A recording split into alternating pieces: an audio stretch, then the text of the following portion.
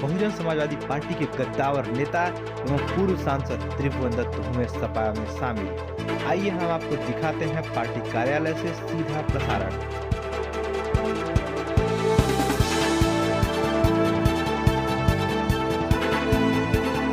अपार हर्ष हो रहा है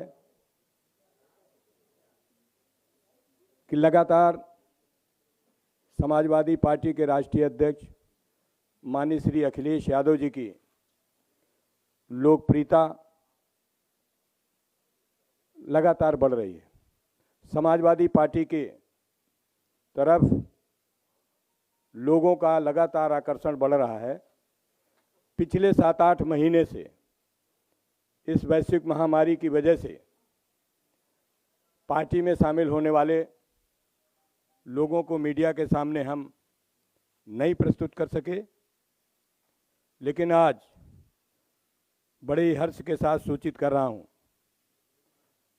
कि समाजवादी पार्टी में पूर्व केंद्रीय मंत्री आदरणीय सलीम शेरवानी साहब समाजवादी पार्टी में आज शामिल होंगे और उनके साथ हजारों की संख्या में लोग समाजवादी पार्टी में शामिल होंगे।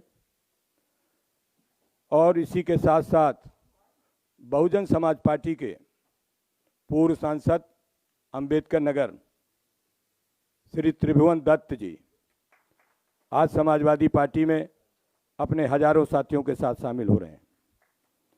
इसी के साथ कानपुर देहात के श्री कैप्टन इंद्रपाल सिंह पाल, इनके भाई वर्तमान में भारतीय जनता पार्टी सरकार में मंत्री हैं। इसी के साथ वर्तमान में विधायक असलम चौधरी साहब की धर्मपत्नी चौधरी नसीम बेगम धौलाना हापुड़ से समाजवादी पार्टी में अपने हजारों साथियों के साथ समाजवादी पार्टी की आज सदस्यता ग्रहण करेंगे। श्री आसिफ खान बब्बू पूर्व विधायक शाहाबाद हरदोई अपने सैकड़ों साथियों के साथ समाजवादी पार्टी में आज शामिल होंगे। महाराजगंज जिले के वर्तमान जिला पंचायत अध्यक्ष श्री प्रभुदयाल चौहान आज समाजवादी पार्टी में अपने संपूर्ण साथियों के साथ शामिल होंगे।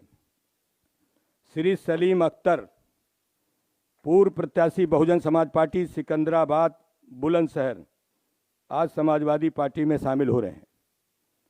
मुरादाबाद के रिटायर्ड पीसीएस अधिकारी श्री वीके सैनी बड़ी तादाद पर आज समाजवादी पार्टी में शामिल होने आए हैं। वीके सैनी साहब के साथ श्री वेद प्रकाश सैनी, श्री अशोक सैनी, श्री शिवराम सैनी, श्री करण सिंह सैनी सहित एक लंबी सूची है मेरे पास, वो आज समाजवादी पार्टी में शामिल हो रहे हैं। प्रभुदयाल चौहान जी के साथ श्री राजाराम चौहान ब्लॉक प्रमुख रामपुर सदर कारखाना देवरिया जो बहुजन समाज पार्टी से चुनाव भी लड़े थे, वो भी आज समाजवादी पार्टी में शामिल हो रहे हैं। इसी के साथ साथ श्री नसरीन बानो वर्तमान में नगर पालिका परिषद की अध्यक्ष हैं शाहाबाद हरदोई से, वो समाजवादी पार्टी में आज सम्मिलित हो रही हैं।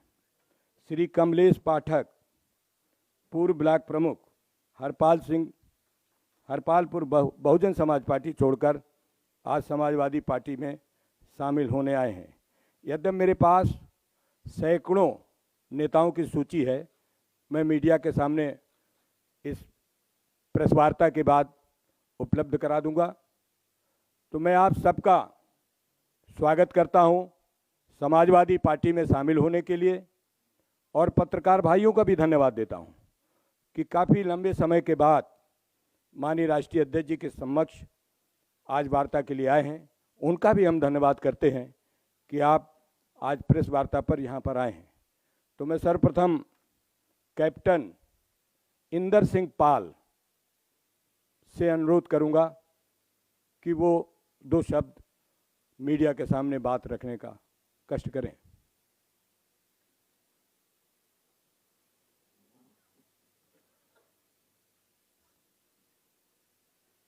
आदरणीय हम सब के नेता राष्ट्रीय अध्यक्ष अखिलेश जी, मैं आपको विश्वास दिलाता हूं कि सन 2022 में उत्तर प्रदेश का पाल समाज आपके साथ कंधे से कंधा मिला के चलेगा।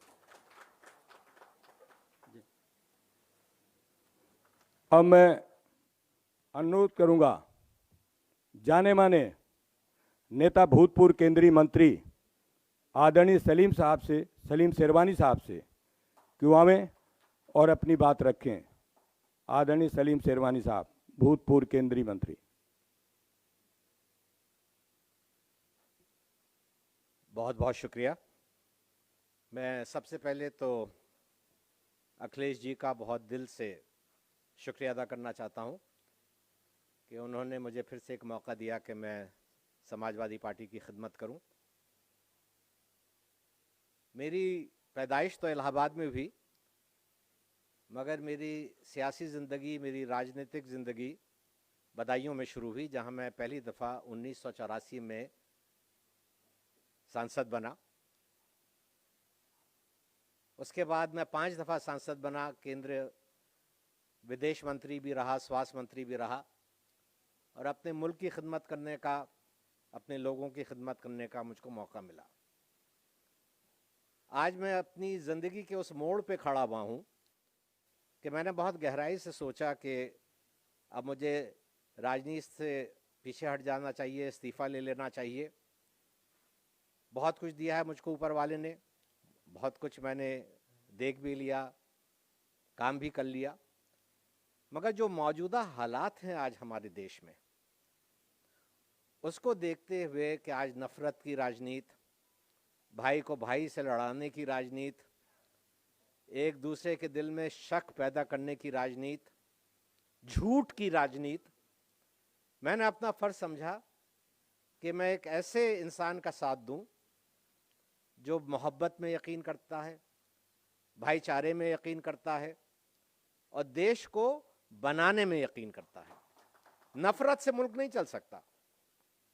मुल्क चलेगा जब हम हर मज़हब, हर धर्म, हर बरादरी, हर आदमी की इज्जत करेंगे, औरतों की इज्जत करेंगे, बुजुर्गों की इज्जत करेंगे, सबको साथ लेके चलेंगे, तभी हमारा देश आगे बढ़ेगा। और इस लड़ाई में मैं अखिलेश जी का साथ देना चाहता हूँ, दिल से साथ देना चाहता हूँ। मेरी पूरी टीम जहाँ भी हो, उत्तर प्रदेश के किसी भी कोने में हो, मैं उन सब का स्वागत करता हूँ।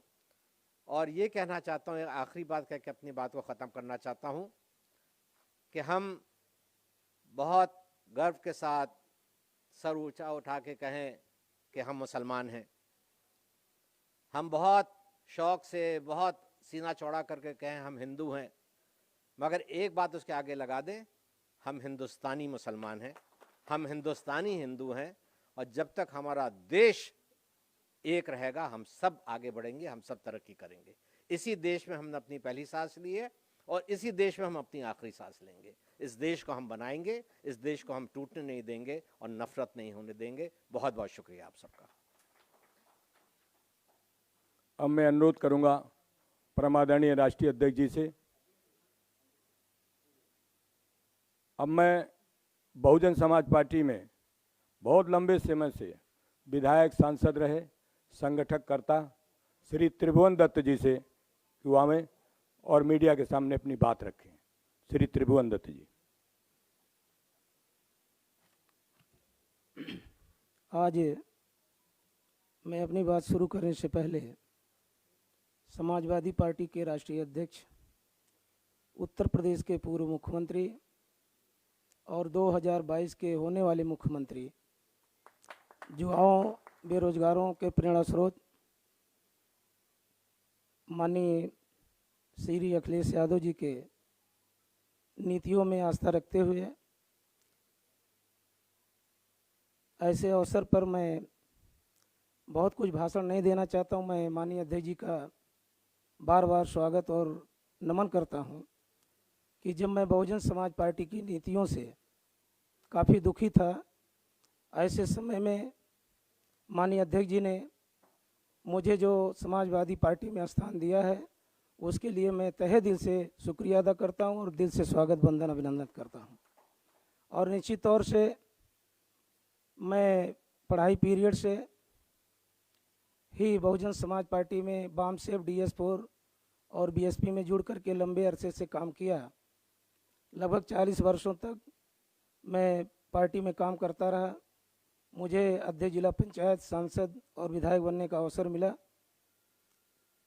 निश्चित तौर से मैं ऐसे अवसर पर भरोसा और विश्वास दिलाता हूं माननीय अध्यक्ष जी को, माननीय प्रदेश अध्यक्ष जी को, समाजवादी पार्टी के समस्त साथियों को कि जो मेरा जीवन बचा शेष है मैं समाजवादी पार्टी को आगे बढ़ाने के लिए तन मन धन से जो भी सहयोग हो सकेगा करता रहूँगा। इसी आशा और विश्वास के साथ माननीय जी अध्यक्ष जी का जो भी आदेश होगा मैं उसको तन मन से करने के लिए तैयार रहूँगा। जय भीम, जय समाजवाद। परम आदरणीय राष्ट्रीय अध्यक्ष जी।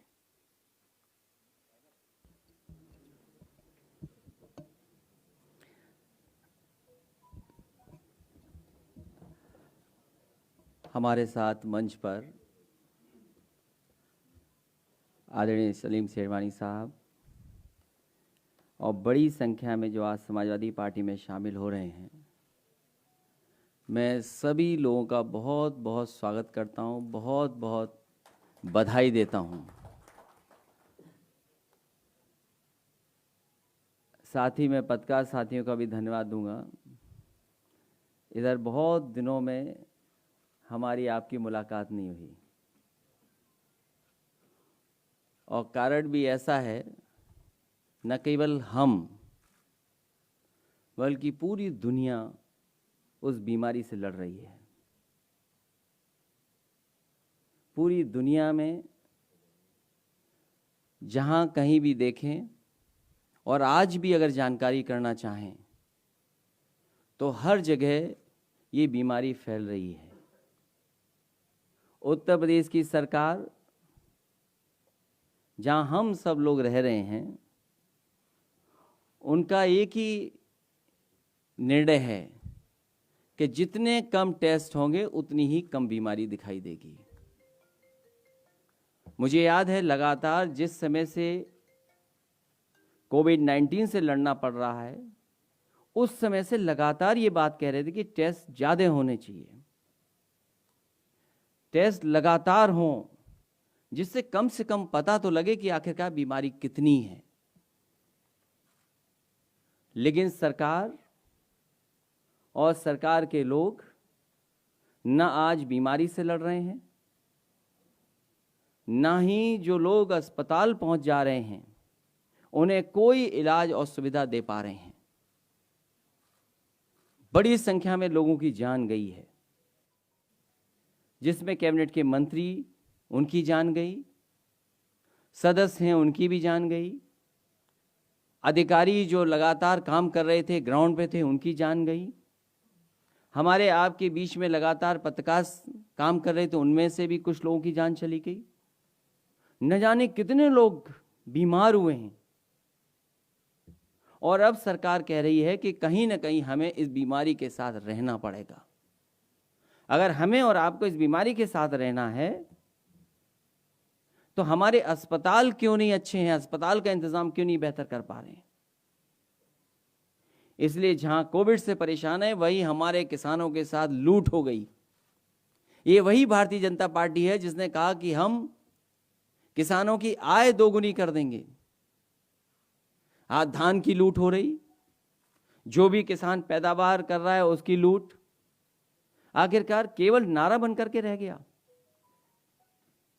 एक सरकार जिसने भूमि पूजन 2 बार किया, 4 लाख करोड़ का इन्वेस्टमेंट की बात कही। आज सरकार से हम जानना चाहते हैं कि जो 4 लाख करोड़ से ज्यादा का इन्वेस्टमेंट का MOU हुआ था, जिसकी भूमि पूजन हुई, वो आज जमीन पे कितना दिखाई दे रहा है।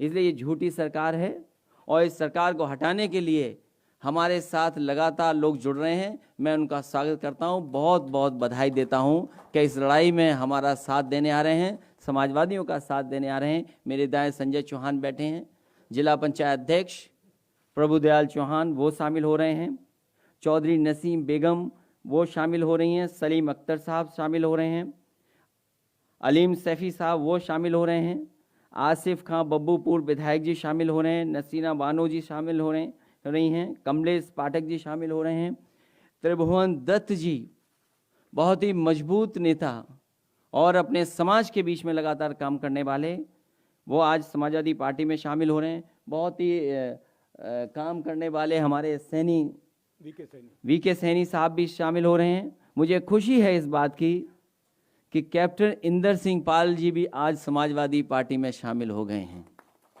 इसलिए आज शामिल होने वालों का मैं बहुत बहुत स्वागत करता हूं, बधाई देता हूं। जो इस हॉल में उनका भी स्वागत करता हूं, बगल के हॉल में जो बैठे हैं उन साथियों का भी बहुत बहुत स्वागत करता हूं कि आज समाजवादी पार्टी में आप लोग जुड़ रहे हैं, शामिल हो रहे हैं।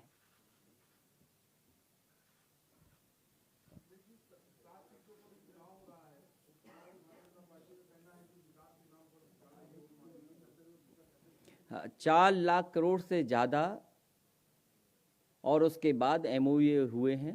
सरकार को कम से कम आज बताना चाहिए कि कितना ज़मीन पर इन्वेस्टमेंट उतरा है।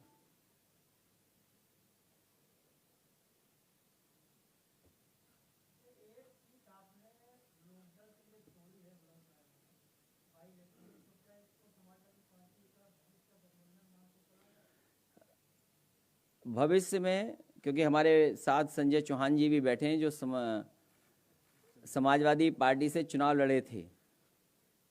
भारतीय जनता पार्टी ने बेईमानी न की होती तो आज वो सांसद होते।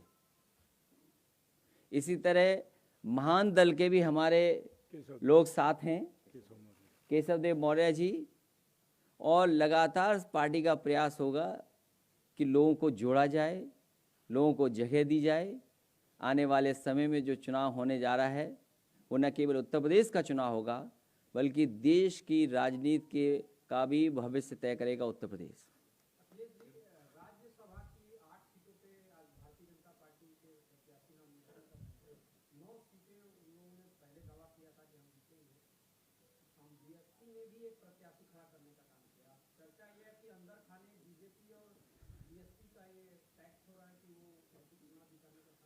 अभी 3 बजे तक आपको और हमको सबको इंतजार करना चाहिए।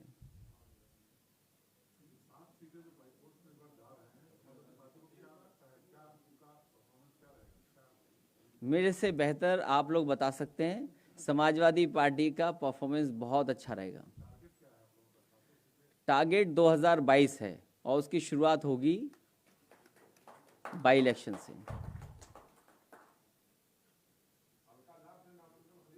तो मैं कह रहा हूं आपको इंतजार करना चाहिए 3 बजे तक का। महिलाओं के खिलाफ अपराध को लेकर बहुत चिंता जताई गई थी बीते कुछ दिनों में। आज एक बहुत ही हिलाने वाली घटना बल्लभगढ़ से रिपोर्ट की जा रही है जहां 20 साल की एक लड़की को खुलेआम गोली मार दी जाती है। तो चाहे यूपी की बात हो चाहे हरियाणा की हो, महिलाओं को लेकर, लड़कियों को लेकर, सुरक्षा को लेकर आप क्या कहेंगे, किसकी चिंता है? सरकारों को अपनी जिम्मेदारी निभानी चाहिए। और जहां उत्तर प्रदेश का सवाल है, उत्तर प्रदेश में सरकार की कानून व्यवस्था पूरी तरीके से ध्वस्त है। मुझे वो समय याद है कि जब सबसे बड़े कोर्ट ने ये कहा कि 1090 जैसी सुविधा हर प्रदेश में होनी चाहिए, या जिस तरह का रिस्पांस सिस्टम डायल 100 बना था आज 112 है। अगर इसी तरह का हर प्रदेश में और समाज को जागरूक किया जाए तो मैं समझता हूँ महिलाओं के प्रति, बेटियों के प्रति जो इस तरह की घटना हो रही हैं वो नहीं होंगी। और जब सरकार उत्तर प्रदेश की ऐसी है जो आंकड़े छिपाती हो, वो मानने को तैयार ही ना हो किसी चीज़ के लिए, तो उत्तर प्रदेश सरकार से क्या उम्मीद करोगे? और एक घटना नहीं, उत्तर प्रदेश में न जाने कितनी घटनाएं हमने और आपने देखी हैं जिसमें सरकार ने जो सरकार की जिम्मेदारी थी निभानी चाहिए थी वो निभाई नहीं है।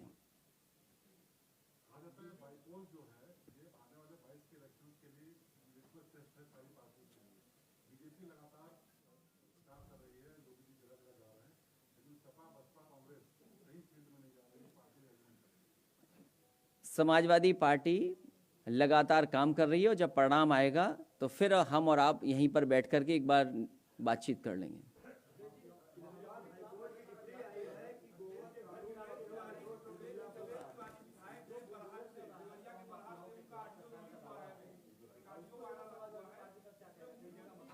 देखो, अगर 2-3 लोग एक साथ बोलेंगे तो कैसे सुन पाऊंगा मैं।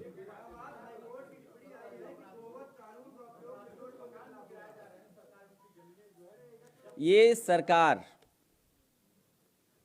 जिन लोगों के पुश्तैनी घर मकान हैं उन पे भी बुलडोजर चला रही है, और हमसे ज़्यादा कौन अच्छा समझेगा सरकार को। हमारा अपना घर, मुझे अपने आप खुद एफिडेविट देना पड़ा कि हम घर नहीं बनवा सकते। तो सरकार जो कर रही है, सरकार को ये सोचना चाहिए कि पुश्तैनी घर मकानों पे अगर बुलडोजर चलेंगे तो देश में न जाने कितने ऐसे घर हैं जिनके नक्शे पास नहीं हैं। और सरकार अपना भी तो देखे कि अपना नक्शा पास कराया है सरकार ने कि नहीं कराया है। कोई मुझे ये बताए कि मुख्यमंत्री आवास का नक्शा पास है कि नहीं है।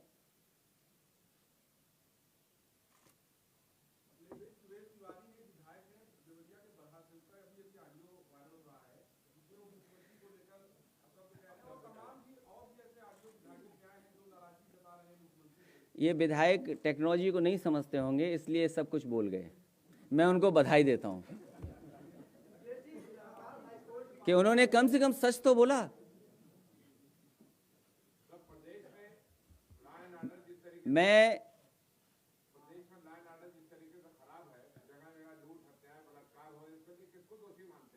सरकार, मुख्यमंत्री खुद, जब मुख्यमंत्री जी ये कहेंगे कि ठोक दो, तो प्रदेश में पता ही नहीं है किसको ठोकना है। इसलिए मैं धन्यवाद देता हूं। मैं अपने सभी साथियों का स्वागत करता हूं जो आज समाजवादी ही हैं और समाजवादी पार्टी में शामिल हुए। मैं बहुत बहुत बधाई देता हूं। इसी तरह लगातार पार्टी में शामिल करने के लिए काम करते रहेंगे और उत्तर प्रदेश को खुशहाली के रास्ते पे ले जाने के लिए समाजवादी पार्टी काम करेगी।